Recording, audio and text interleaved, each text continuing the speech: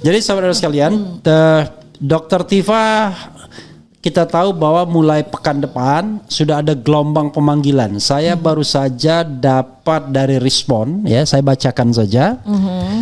Dari Respon Sianipar, dia kasih ke saya surat panggilan pertama. Memang surat panggilan itu sebagai saksi panggilan pertama, panggilan kedua, kalau enggak bisa upaya paksa ya. Oke. Nah, tetapi ini baru panggilan pertama, entah mau datang atau enggak. Yang jelas suratnya itu tertanggal tanggal suratnya di mana ya?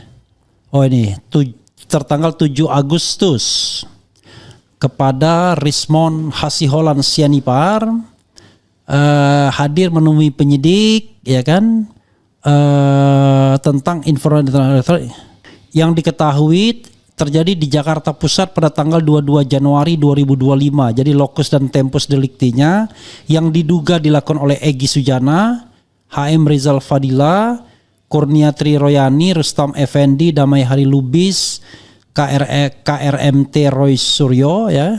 Kemudian Rismon Hasiholan Sianipar, Tifauzia Tiasuma, Abraham Samad, Mikael Benyamin Sinaga, Nurdian Noviansyah Susilo, Ali Ridho alias Aldo Husen, luar biasa nih, alias Babe Aldo, dan kawan-kawan. Masih ada dan kawan-kawannya. Masih belum. Jadi berkemungkinan ada lagi pasukannya. Bisa kemudian dalam pengembangan penyidikan tiba-tiba masih banyak lagi gitu ya, dengan membawa dokumen yang berkaitan dengan perkara tersebut. Dan Rizal Fadila sepertinya juga mendapatkan. Silakan Dok, apa yang mau disampaikan dalam kesempatan ini, termasuk juga singgung soal gelombang pemanggilan pekan depan. Silakan. Bismillahirrahmanirrahim. Assalamualaikum warahmatullahi wabarakatuh. Waalaikumsalam warahmatullahi wabarakatuh. Sobat RH dimanapun Anda berada, saudara-saudara sebangsa dan setanah air. Luar biasa, seperti udah pidato pengukuhan sebagai Presiden Republik Indonesia. Sahabat Dr. Tifa. Saya itu sebetulnya hari ini mau sharing satu transkrip nilai asli dari lulusan Fakultas Kehutanan UGM 1985. Oke. Itu penting sekali ya. Jadi ini saya tapi lupa tadi mau sharing ke Abang Refli. Jadi ini saya sharing dulu. Itu karena ini penting sekali. Dan sebetulnya kalau dalam soal pemanggilan ini dan itu, karena udah jadi veteran ya, udah berkali-kali dipanggil, jadi agak ya udah deh gitu, terserah lu dah gitu. Maksudnya kayak udah deh mau manggil apa gitu ya, dan bukan sesuatu yang perlu dirisaukan.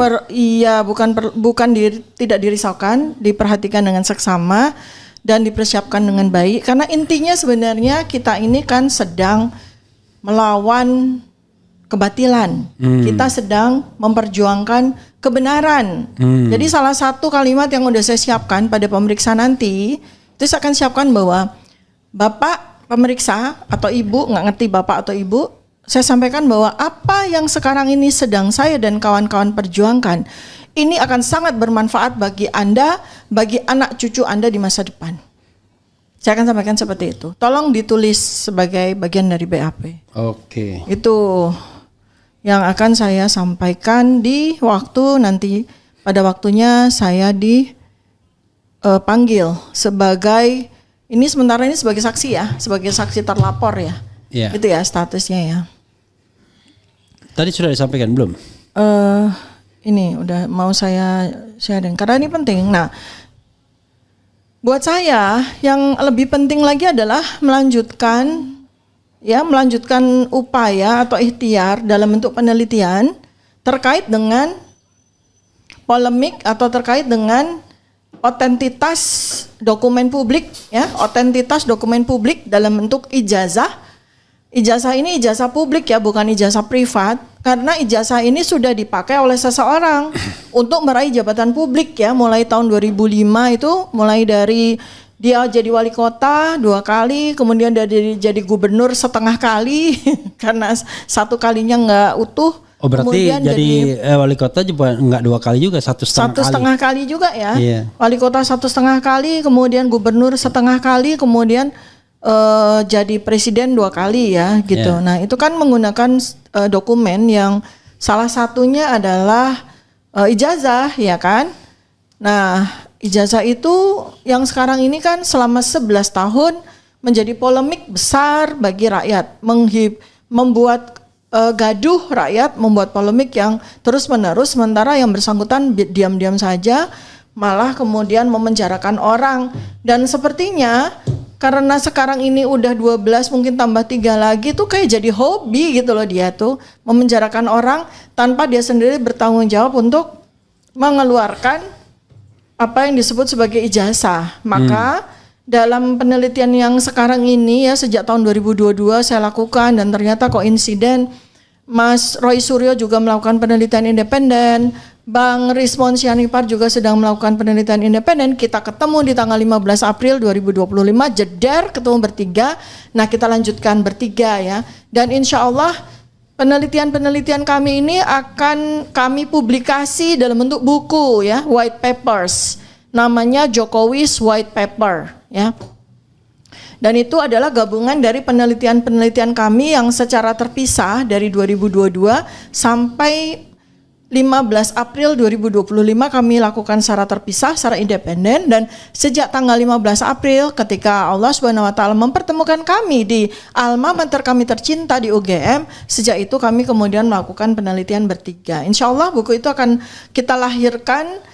Kita akan launchingkan, pre-launching di 17 Agustus 2025, tepat pada hari ulang tahun kemerdekaan Republik Indonesia ke-80, dan insya Allah akan kami launching, grand launching di tanggal 27 Agustus 2025. Oke, launchingnya 17, kemudian grandnya 27. Hari kelahiran dari buku yang insya Allah akan sangat bersejarah, itu tanggal 17 Agustus 2025. Kemudian kita akan launchingkan secara besar-besaran insya Allah di tanggal 27 Agustus 2025. Ini tentang Pak Jokowi ya? Tentang ijazah ya? Ya, segala sesuatu tentang nanti kira-kira ijazah. ngundang Pak Jokowi enggak? Ya, kita undang aja kalau mau datang ya. Atau kita Zoom. Kan buku tentang dia soalnya. Ya, kita ya nggak apa-apa, kita undang kalau mau datang. Terus itu bukan cuma digital forensik ya, tapi gabungan dari 3 ilmu. Ilmu telematika milik dari Mas Dr. Roy Suryo ya. Telematika itu kan telekomunikasi dan informatika ya. Telematika keahliannya beliau, kepakarannya beliau. Kemudian Bang Rismon Sianipar yang ahli digital forensik dan lain-lain. Pokoknya segala sesuatu tentang digital forensik dan tentang digital engineering itu kan keahliannya beliau. Dan saya yang menekuni bidang neuroscience behavior ya. Itu ilmu itu kompak sekali. Jadi paripurna lah insya Allah apa yang menjadi hasil penelitian kami. Dan ini adalah living research. Karena bukunya satu ini baru tahapan finishing, buku kedua udah kita tulis juga. Karena living research, karena researchnya terus berjalan. Dan hari ini saya juga akan berikan kesempatan kepada masyarakat untuk melihat ada sebuah dokumen yang sangat penting. Apakah sudah tayang? Sudah tinggal ditayangkan aja. Ya, ini adalah salah satu dokumen yang sangat penting. Tapi kecil banget ini tapi coba ditayangkan coba dulu. Deh. Karena itu apa adanya. Iya. Dari tayangan presentasi Bareskrim. Iya, Dirtipidum ya. Dirtipidum Bareskrim 22 Mei yang secara katakanlah gegabah secara research ya. Jadi gegabah based. Harusnya kan evidence based. Ini gegabah based ya. Karena dokumen-dokumen yang digunakan oleh Bareskrim untuk menyatakan bahwa ijazah Joko Widodo itu identik gitu ya. Itu adalah dokumen-dokumen yang gegabah. Ya, saya sendiri tidak. Ini sudah kita tampilkan yang atas dulu, yang di Dirtipidum dulu atau yang bawahnya dulu? Yang Dirtipidum dulu deh. Dirtipidum dulu. Yang gegabah dulu deh. Iya. Karena saya mau menunjukkan kepada masyarakat yang daftar nilai sarjana itu. Apa ya? Ya, satu dulu ya. Oke, silakan Dok. Ya, kita lihat ya dokumen yang digunakan oleh Dirtipidum, oleh Bareskrim. Bareskrim kan ganti ya kemarin 2 hari yang lalu ya. Nah, mudah-mudahan Bareskrim yang baru ini saya nggak tahu apakah sudah terinfo atau tidak. Saya mau tunjukkan betapa gegabahnya katakanlah anak buah Anda ini menggunakan sebuah dokumen yang kita lihat ya. Jadi memang ini kecil karena kita kan nggak bisa lihat secara mata kepala kita sendiri, hanya menggunakan layar yang digunakan waktu itu untuk presentasi Dirtipidum. dan layarnya itu jauh sekali, nggak di zoom ya. Tetapi sebenarnya kalau dengan teknologi kita bisa lihat, ini saya menggunakan dokumen apa adanya yang kita potret sama-sama dari tayangan TV ya. Dari tayangan TV waktu tanggal 22 Mei. Ini tidak rekayasa. Walaupun dokumen ini dokumen sekunder karena saya tidak foto langsung, tapi ini sudah cukup ya, cukup sahih untuk bisa kita lihat. Anda bisa lihat ya, pertama yang mengagetkan tentu saja, kalau orang UGM, lulusan UGM itu pasti kaget lihat transkrip seperti ini. Karena belum pernah kita melihat transkrip yang seperti ini ya, dengan nilai-nilai yang ditulis tangan ya, nilai-nilainya ditulis tangan. Kemudian so many D, banyak sekali nilai D. Ya, banyak sekali nilai C, dan ini nggak mungkin. Kalau kita lihat, kita pernah kuliah dan kita tahu kualitas UGM ini nggak akan lebih, ini saya hitung ya dengan rumus matematika ini nggak lebih dari 2,3 IPK-nya ya. Tapi di Ritpidu mungkin karena nggak pernah kuliah di UGM jadi dia bilang bahwa IP-nya 3, nggak mungkin. IP 3, itu D-nya aja segini banyak ya, kalau nggak 6 sampai 7, C-nya aja 13. Tidak mungkin itu. Saya hitung antara 2,0 sampai 2,2. B semua itu baru 3. Ya, B semua baru 3 kan. Dan pasti biasanya ada A-nya gitu karena 3, Ya itu. Pertama dari sisi lihat ya. Walaupun samar-samar mungkin kalau di Zoom Anda bisa lihat bahwa tulisan nilainya ada C, ada A, ada D ya. Ada B, ini pakai tulisan tangan. Tuh ya, itu sangat tidak lazim. Kemudian Anda juga lihat bahwa ada kolom yang kosong di belakang di halaman 2 ya. Kolom yang kosong itu yang cuma ada nomor-nomornya, nggak ada tulisan mata kuliahnya. Itu adalah mata kuliah pilihan ya. Kalau yang nomor yang nama-nama mata kuliah yang di atas itu dari nomor 1 sampai nomor 56 itu adalah mata kuliah wajib. Artinya itu wajib, makanya udah diketik. Sudah diketik ya, ini ketik manual ya, dengan mesin ketik manual. Ini dokumen ini mesin ketik manual. Karena tahun 1985 ya, berarti memang belum ada printer waktu itu. Jadi semua transkrip yang mahasiswa tahun 1985 itu akan menerima transkrip nilai dengan mesin ketik manual ya. Nah kalau mata kuliah wajib kan semua mahasiswa itu dapat mata kuliah wajib itu. Makanya ditulis duluan sebelum nilai ya. Nah kemudian mata kuliah pilihan ini kan masing-masing ya. Nah tetapi kita nggak mungkin lulus sarjana tanpa kita ngambil mata kuliah pilihan kan? Mana mungkin gitu ya. Artinya ini kan zong ya. Terus kemudian Anda bisa lihat juga ada nama di atas kanan. Nama dan nomor mahasiswa itu juga ditulis tangan. Ditulis tangan ya. Oke, kemudian di bawah, paling bawah di halaman kedua. Jangan yang ini dulu, Dok. Yang masih yang tadi. Yang itu. Yang Dirtipidum dulu. Ini pembandingnya nih yang kosong. Ya, ini saya baru tunjukin yang halaman kedua itu kan ada 2 tanda tangan. Yang kosong juga ya. Jadi sebelah kiri itu semestinya tanda tangan dekan ya. Kemudian yang sebelahnya itu semestinya adalah pembantu dekan 1 bidang akademik yang bertanggung jawab untuk mengeluarkan, memverifikasi dan mengisi dari transkrip nilai ini. Nah, buat masyarakat ya, transkrip nilai ini adalah nyawa dari seorang mahasiswa untuk bisa lulus, atau kalau dia belum lulus untuk bisa naik kelas, untuk bisa pindah ke semester berikutnya. Jadi semua mahasiswa itu pasti punya transkrip nilai. Nah, ketika dia lulus menjadi sarjana, maka dia berhak untuk mendapatkan transkrip nilai asli dengan tanda tangan pejabat asli, yaitu dekan dan pembantu dekan 1 dan cap dari UGM. Capnya merah.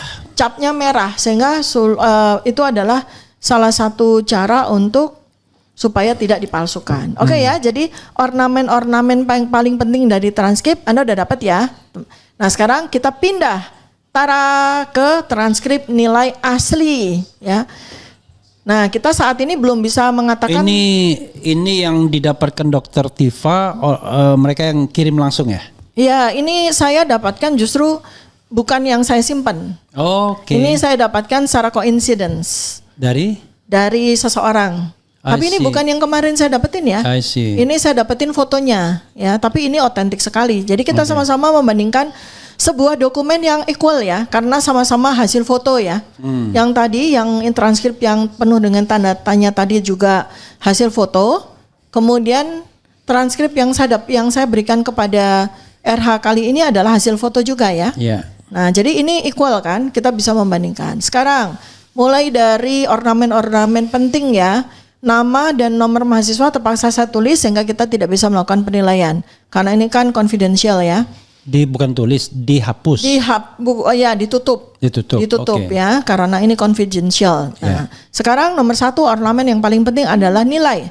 Anda bisa lihat ya, nilai mata kuliah wajib dari mata. Sorry, ini transkripnya tahun 85 juga ya? Iya, ini tahun 85. Dan kehutanan juga? Kehutanan. Oke. Ini kehutanan UGM lulus tahun 85. Oke. Ya.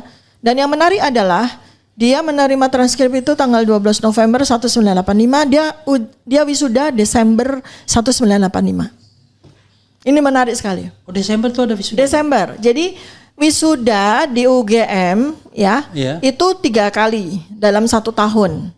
Bulan Mei, bulan Agustus, dan bulan Desember. Oh, tuh. Jadi kalau ada orang yang beda sama saya waktu angkatan kita bulan Februari sama bulan Agustus 2 aja. cuma 2 ya, Ya, Februari. Februari, Agustus. Ini yang di di tahun 85 itu 3 kali. Mei, kemudian Agustus, kemudian Desember.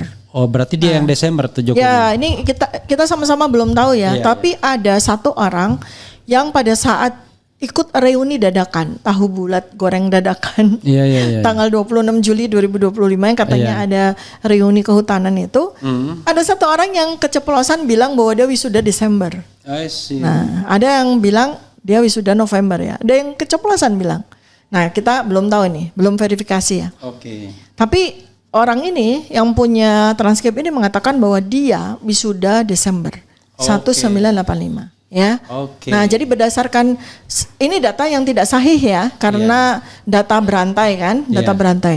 Nah, sekarang saya mau tunjukkan ornamen yang sangat penting paling pokok yaitu Bukan data yang tidak sah, data yang belum terverifikasi. Iya, belum verified ya. Unverified yet ya. Iya. Ya, jadi bukan data yang tidak sahih tapi benar. Iya. Unverified yet. Sekarang lihat dari nilai. Nilai diketik dengan mesin ketik manual, bukan dengan tulisan tangan.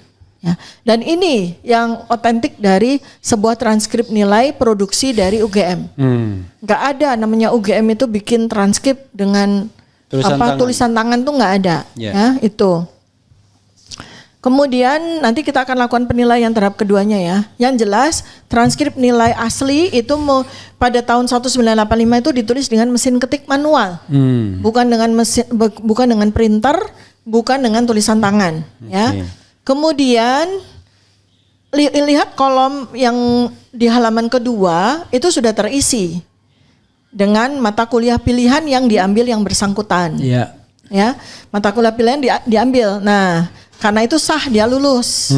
Karena mata kuliah wajib dia nilainya bagus-bagus ini antara A, B, C ya. Banyak B, banyak A, C-nya dikit. Ya. Ya, ini dia lulus dengan sangat memuaskan. Di atas 2,75. 2,75 itu IPK yang sangat bagus waktu itu. Ya. Di zaman dulu Universitas Gadjah Mada itu terkenal sangat pelit ya memberi nilai. Sangat pelit. Sangat pelit ya, berdarah-darah. Saya jadi dosen ngasihnya cuma nilainya B, A, B, A. Waktu saya kuliah nilai itu bisa A, B, bisa C, bisa D. Dan bertaburan misalnya kita bisa ngulang-ngulang. Ini ya, perhatikan ya kolomnya mata kuliah pilihan terisi penuh ya. Coba Mas perlihatkan yang tadi bedanya ya. Kalau yang tadi yang katanya transkrip nilainya Joko Widodo itu mata kuliah pilihannya kosong. Ya. Sekarang kita lihat di bagian paling bawah ya. Itu ada 2 tanda tangan yang sudah terisi dan cap ya. Dari tanda tangan yang pertama adalah dekan waktu itu tahun 1985, dekannya Profesor Dr. Insinyur Sunardi ya. Prawiro Hatmojo. Kemudian di sini pembantu dekan 1 bidang akademik ya. Dr. Insinyur Joko Joko Kasmujo. Enggak, Joko Mari siapa ini ya? Dr. Insinyur Joko M ya. Pembantu dekan 1 waktu itu. Oke ya. Nah, jadi Anda bisa lihat sendiri kalau ada kolom yang tidak diisi itu akan dikasih coretan begitu ya. Ya. Nih ya, biar nggak ngisi sendiri. Biar tidak mengisi sendiri itu betapa rapinya ya, betapa perfectnya transkrip nilai yang dikeluarkan oleh UGM ya. Artinya kalau kita lihat kembali kepada transkrip yang dipresentasikan Bareskrim dan dikatakan itu sebagai transkripnya Joko Widodo, di kolom mata kuliah pilihan itu harusnya kalau dia nggak ngisi atau dia nggak memenuhi mata kuliah pilihan harusnya dicoret begitu juga kan, supaya tidak diisi sendiri sama yang bersangkutan. Dan ini di dokumen ini ada legalisirnya ya? Ya, ini ada legalisirnya. Yeah. Nah kemudian kalau di jumlah itu total SKS yang ditempuh oleh seorang sarjana kehutanan UGM itu totalnya 161 SKS. Nah, saya tidak menyampaikan transkrip yang berikutnya yang juga abal-abal, itu nanti di segmen yang lain. Saya mau tunjukin aja kepada teman-teman semuanya. Ini ya perbandingan ya. Kalau kita mau coba komparasi, kita komparasi tahun yang sama atau around gitu ya. Jadi di antara periode waktu itu, saya alhamdulillah dapat di periode 1985 juga. Nah, jadi kan udah susah untuk udah susah untuk dibantah ya. Kemudian sudah susah untuk dibantah dan dibantai. Sudah susah sekali untuk dibantah. Sementara dokumen yang dimiliki, yang dipresentasikan oleh Bareskrim justru bantahable banget gitu. Oke. Ya karena saya aja waktu lihat masa sih transkrip nilai seperti ini gitu. Ada orang ketika saya share di X gitu, jangan-jangan itu baru draftnya gitu kan. Nah sekarang pertanyaan saya, kenapa draft yang disampaikan oleh Bareskrim? Sebab itu kan putusan untuk penghentian dari penyelidikan kan. Kalau putusan penyelidikan masa pakai draft gitu kan? Iya. Iya kan, masa pakai draft? Sebab kan gini urutannya ya, orang mahasiswa itu kuliah setiap semester dapat transkrip. Habis itu dia bisa lanjut ke kuliah semester berikutnya. Habis itu setelah selesai semua semester ya, kemudian dia skripsi. Habis itu dia KKN atau KKN dulu baru skripsi lah, whatever ya. KKN dulu baru skripsi misalnya begitu, atau skripsi dulu baru KKN, baru dia wisuda, dapat ijazah. Nah, di antara sequence ini kan semua harus terpenuhi. Artinya dia itu ketika dia mau KKN lah atau mau skripsi lah, semua nilai-nilai itu sudah masuk ke pembentuk dekan 1 bidang akademik, udah masuk, dosen-dosennya udah lapor sehingga transkrip nilai itu udah jadi. Nah disitulah letak draft kalau memang ada draft. Tapi draft itu tidak diberikan kepada kita, draft itu dimiliki oleh fakultas. Iya, kita nggak mungkin pakai draft kita. Dan kita nggak mungkin pakai draft. Karena setiap kita minta transkrip nilai, pasti yang asli dikasih. Pasti yang asli, ada tanda tangannya pembantu dekan 1 dan ada tanda tangan dekan dan ada cap warnanya merah supaya jadi tidak dipalsukan. Dulu saya pernah minta transkrip nilai yang belum lengkap nilainya. Kalau nggak salah belum ada nilai skripsinya gitu ya, atau nilai KKN atau lupa saya nilai skripsi. Tetapi pada waktu itu kita punya kebutuhan untuk melamar, tetap aja dikasih, tapi nilai itu belum ada. Ya. Tetapi tetap resmi ininya. Tapi nggak mungkin nilainya itu nggak ada mata kuliah pilihannya. Paling ujungnya kan karena nilai skripsi itu belum masuk, sementara kita mau melamar pekerjaan, itu waktu ditranskrip nilai skripsinya, ujian skripsinya belum ada. Dan pasti ada penjelasannya di surat. Tapi kalau seseorang mau menyatakan dia lulus, lalu dia mata kuliah pilihan nggak ada satupun yang diambil, terus transkripnya itu tidak ada tanda tangan dekan, tidak ada tanda pembantu dekan 1, tidak ada cap, itu artinya ilegal, abal-abal atau zong dan tidak pantas dijadikan alat bukti dan sangat tidak patut kan, tidak, karena itu kan berarti berkemungkinan juga apakah itu palsu. Ini bukan hanya data sekunder tapi tersier. Yang dibawa di Tipidum itu data tersier. Data tersier, aduh, masa bukan. Kualitasnya seperti itu. Ini baru satu loh ya, di antara 33 dokumen yang lain loh. Jadi ini baru satu, ini kita kupas satu transkrip supaya tahu semuanya. Tidak ada orang bisa lulus sarjana kalau dia nggak punya transkrip nilai yang lengkap. Ya, seperti yang tadi Bang Levi sampaikan, saya belum skripsi, saya minta transkrip, oke, nggak ada masalah. Tapi itu bukan transkrip nilai untuk bisa jadi sarjana, untuk bisa wisuda. Karena untuk bisa wisuda itu kita harus punya nilai KKN, harus punya nilai skripsi, dan nilai mata kuliah wajib itu udah selesai, ditulis oleh intinya kalau mau dijadikan alat bukti ya nilai transkrip yang lengkap. Iya kan harusnya begitu, namanya alat bukti gitu ya. Dan ini juga kemarin salah satu juga yang keberatan saya yang saya sampaikan di Kompolnas. Saya sampaikan loh, Kompolnas ini kan lembaga pengawas polisi, ya. Kemudian saya sampaikan ini betapa cerobohnya pekerjaan dari Bareskrim. Lalu komentar Kompolnas apa? Oh ya, kami terima, malah terkejut-kejut begitu melihat terkejut benar atau pura-pura terkejut? nggak tahu. Soalnya selama ini Kompolnas Suka pura-pura terkejut ya. Iya aja gitu. Karena pengalaman kita dan Kompolnas itu ketika kasus Sambo kan, sama KM 50 belum apa-apa udah membela itu. Dulu, waktu itu ada Benny Mamoto kan. Wah belum apa-apa dia udah bela, udah bener katanya prosedur dan lain sebagainya. Ternyata KM 50 memang masih misteri sekarang, tapi Sambo kan terbukti bahwa ada kebohongan yang besar yang ditutupi kan. Gitu. Ya ini kan sekarang harusnya kan diusut ini dokumen-dokumen abal-abal atau dokumen-dokumen yang sangat tidak layak untuk jadi barang bukti dari Bareskrim. Asalnya dari mana nih?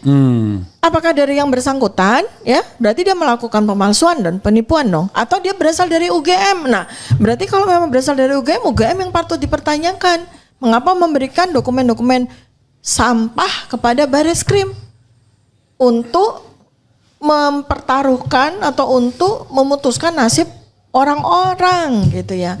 Itu kan bagaimana nih keadilan? Saya berharap mudah-mudahan Presiden Prabowo at least ya orang-orang yang ditunjuk sama beliau, staf beliau itu melihat ini.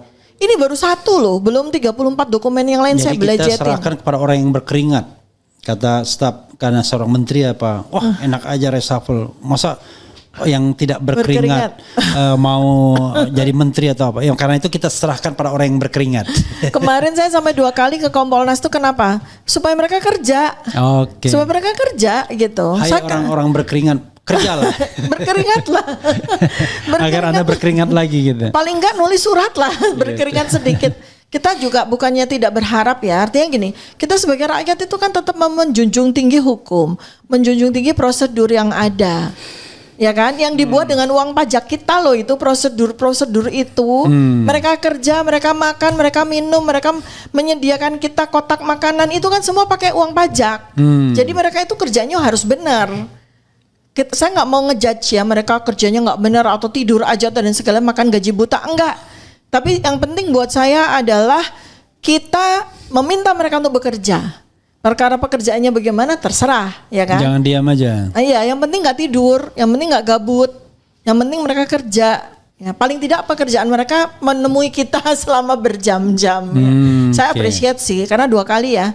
Saya 2 kali nih, saya dengan kuasa hukum, kemudian abis itu karena mereka memberikan kesempatan kepada 11 terlapor yang lain untuk ngomong juga. Untuk bicara juga itu buat saya sih apresiasi ya. Di Kompolnas. Di Kompolnas. Dan makanya Ombudsman. Ombudsman tidak semuanya ya. Ombudsman ya, ini mereka aja menemui kita aja masih rapat sejam. Oke. Dan hanya berani ditemui oleh kita berdua, nggak boleh orang banyak gitu. Buat gimana coba bayangkan? Institusi yang sudah ada undang-undangnya, diangkat dengan prosedur yang benar gitu, nemuin masyarakat aja takut. Ombudsman itu ini lucu, kemarin waktu kita ke Ombudsman itu ya, kita udah bersurat 2 kali ya. Kemudian kita temui karena nggak ada jawaban atas surat. Kemudian ketika kita minta ketemu sama komisioner, kita nunggu 1 jam, kayaknya mereka rapat gitu kan, mau diapain. Abis itu setelah kita diterima hanya boleh 2 orang, gimana nih? Ombudsman. 2 orang itu siapa aja? Ya akhirnya saya dengan Pak Abdul Al-Katiri, koordinator tim kuasa. Pak Abdul yang tadi yang orang yang gemuk-gemuk tadi. Yang baru saja saya podcast tadi. Akhirnya berdua terus kayak gimana ya, saya dalam hati saya tuh ini gimana sih ombudsman ini tuh posisi ada di mana?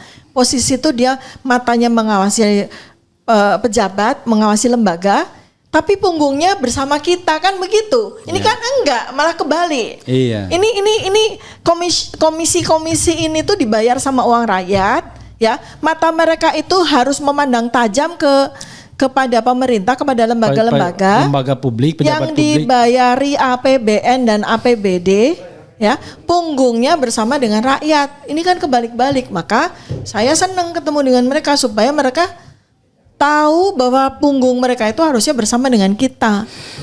Bukannya punggung mereka mata mereka menatap tajam kepada rakyat gitu. Paling enggak kan kita kerjain lah gitu supaya mereka bekerja.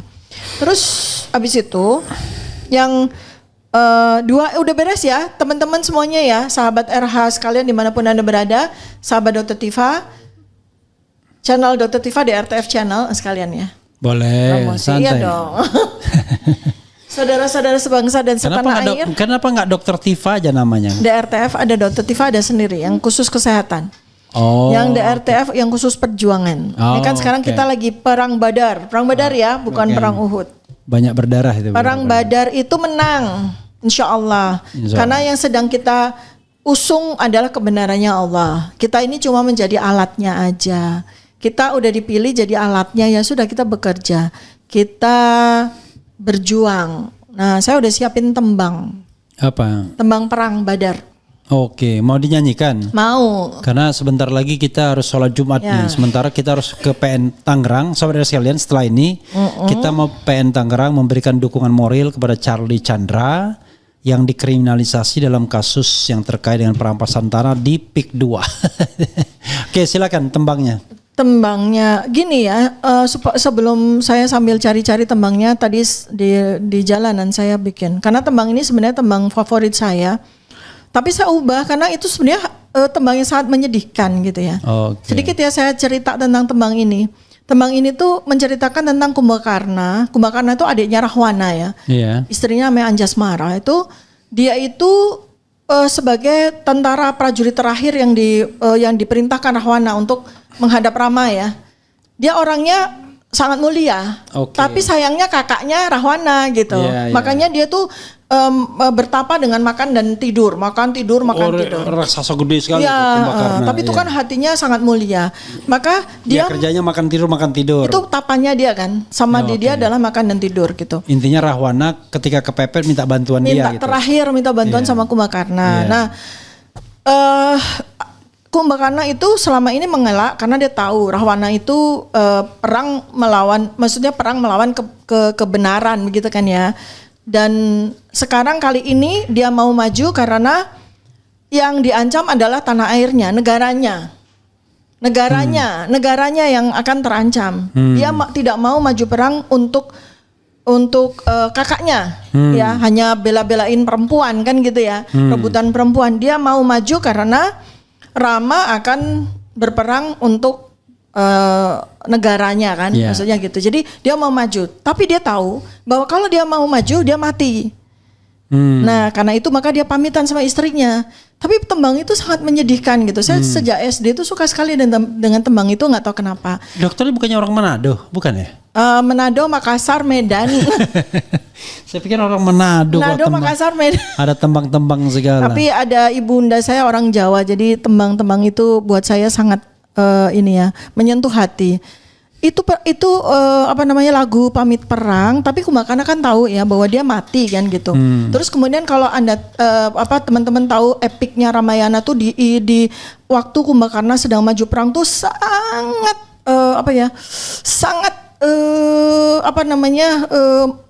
bikin ternyuh gitu ya. Kalau sempat lihat Ramayana di Prambanan itu ketika sudah maju perang kan dia meninggal ya, wafat dalam perang itu. Dia pakai baju putih kan, maju perangnya itu, kemudian langsung dijemput oleh bidadari langsung ke surga gitu. Jadi syahid lah gitu ya, karena dia perang melawan dia perang mempertahankan negaranya gitu. Nah karena tembang itu menyedihkan, hasilnya seperti itu ya. Pun kakang pamit palastro gitu ya. Jadi Kakanda pamit untuk mati gitu. Nah sekarang kan kita perang Badar ini, perang melawan kebatilan ini kan pergi berperang, kita sama-sama perang Badar untuk meraih kemenangan. Karena kita dapat amanah dari Allah untuk memperjuangkan kebenaran, untuk memberikan warisan kebenaran kepada seluruh bangsa dan negara ini, anak cucu kita. Maka tembangnya saya ganti ya liriknya. Bismillahirrahmanirrahim. Sanak sedulur kinasih,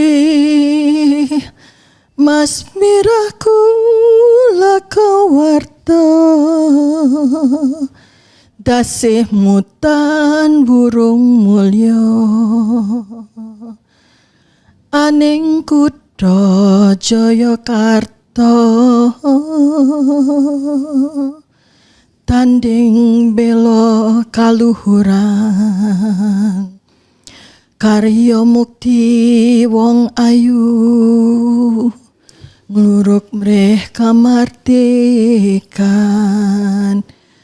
Sinaring surya sumunar kamulyan kebak samudra sakehing bumi nyekseni tandang tanduing satriya dasih mutan wurung jaya kembang wangi tumrap bangsa jenengmu langgeng sejarah. Artinya oh sudah tak pikir udah 2. jenengmu langgeng sejarah. Saya tahu itu artinya.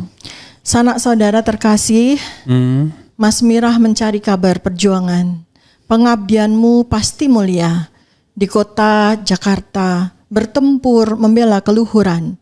Hati bening bertekad baja, karya agung sang putri ayu, maju demi kemerdekaan. Sinar mentari bersinar, Mas Mirah pulang bahagia. Kemuliaan seluas samudera, seluruh bumi menyaksikan tindak tanduk satria. Pengabdianmu pasti berjaya, kembang wangi bagi bangsa. Namamu abadi dalam sejarah. Itu Mas Mirah itu siapa? Mas Mirah itu kayak kita ini adalah aset bangsa yang sangat berharga. Coba kirimkan ke saya biar saya bacakan lagi dengan bahasa cowok. Bahasa cowok, sama artinya juga. Sama. Enggak, ini aja artinya doang. Oh, artinya doang. Perempuan anunya enggak iso saya. Pertama suaranya enggak jelas, jelek. Bagus nggak tadi tembangnya? Tembangnya sambil ini aja yang Mas Miranya yang artinya aja. Artine gitu ya. Teman-teman tahu kan ya, kita ini ber-12 atau nggak tahu berapa banyak lagi sedang berjuang. Mohon doanya ya teman-teman, mohon dukungannya. Kita bukan berjuang untuk diri kita sendiri, kita berjuang untuk bangsa ini, untuk keharuman bangsa ini. Kita berjuang untuk membela kebenaran. Kebenaran yang selama 10 tahun ini terkubur dan menghasilkan korban 2 orang pemenjaraan kriminalisasi, yaitu Bambang Tri dan Gus Nur. Mudah-mudahan mereka berdua pada tahun ini ulang tahun mendapatkan amnesti, insya Allah amin. Saya sudah mendengar Gus Nur sudah mendapat amnesti, alhamdulillah. Amnesti. Amnesti. Bukan amenity. Amnesti. Dan kita menunggu kabar bahagia, mudah-mudahan Presiden Prabowo Subianto juga memberikan amnesti kepada Pak Bambang Tri. Insya Allah, amin. Sebenarnya tidak hanya amnesti yang mereka butuhkan, tapi juga rehabilitasi. Rehabilitasi. Ya. Karena mereka dikriminalisasi. Betul, mereka dikriminalisasi. Nggak abolisi ya, rehabilitasi ya. Kan sudah selesai kan mereka dihukumnya kan, prosesnya sudah selesai. Saya bacakan sebelum kita sholat Jumat pergi ya dari sini. Sanak saudara terkasih, Mas Mirah mencari kabar perjuangan. Pengabdianmu pasti mulia. Di kota Jayakarta bertempur membela keluhuran. Hati bening bertekad baja, karya agung sang putri ayu, maju demi kemerdekaan. Mulih sinar bawah sinar mentari. Sinar mentari bersinar, Mas Mirah pulang bahagia. Kemuliaan seluas samudra, seluruh bumi menyaksikan tindak tanduk kesatria. Pengabdianmu pasti berjaya, kembang wangi bagi bangsa. Namamu abadi dalam sejarah. Karya Dr. Tiva. Amin, amin. Tadi ada Putri Ayu tapi kok nggak ada tepuk tangannya? Tepuk tangan dong. Kita nggak tahu penggalanya di mana. Ya saudara sekalian, karena kita harus soljum gitu ya. Silakan Dr. Tiva wrap up dan closing statement. Baik ya teman-teman semuanya. Kita sudah menyaksikan tanggal 22 Mei 2025 itu ada 34 dokumen kurang lebih yang dipresentasikan oleh Bareskrim. Dari situ saya dan kawan-kawan kemudian melanjutkan penelitian karena kami dapat bahan baru. Salah satu dari yang sudah kami temukan adalah dokumen yang merupakan dokumen yang seharusnya itu bentuknya adalah asli ya, transkrip nilai yang sangat penting bagi seorang mahasiswa bernama Joko Widodo untuk dinyatakan lulus dari Sarjana Kehutanan UGM tahun 85. Ternyata kami menemukan bukti yang lain, transkrip nilai asli dari mahasiswa Fakultas Kehutanan UGM yang lulus tahun 1985 juga, ternyata transkripnya sangat berbeda. Transkrip nilai asli bentuknya sangat bagus ya, sangat perfect ya, tidak seperti transkrip nilai, mohon maaf nih saya mesti katakan abal-abal atau tidak asli yang dipresentasikan oleh Bareskrim. Mudah-mudahan dengan ini maka kita bukan sebagai terlapor, tapi kita bisa menjadi mitra polisi. Untuk saya dan teman-teman akan sampaikan 33 dokumen yang lain, kami akan perlihatkan kepada Bareskrim, kepada kepolisian di mana letak tidak otentiknya. Dan saya umumkan juga bahwa alhamdulillah saya bersama dua sahabat saya, Dr. Roy Suryo dan Dr. Rismon Sianipar, saat ini sedang ongoing menyelesaikan buku kami yang namanya Jokowi's White Paper. Di situ adalah riset kami ya, hasil riset kami yang sudah kami bukukan. Karena kalau ke jurnal itu lama dan tidak dibaca, paling cuma masuk perpustakaan, maka kami lebih baik publikasikan hasil penelitian kami, evidence based, science based, itu dengan menggunakan buku. Insya Allah soft launching di tanggal 17 Agustus 2025 sebagai hadiah kami bagi negara Republik Indonesia yang berulang tahun insya Allah ke 80 tahun. Dan nanti grand launchingnya buku itu sudah tersedia insya Allah di tanggal 27 Agustus 2025.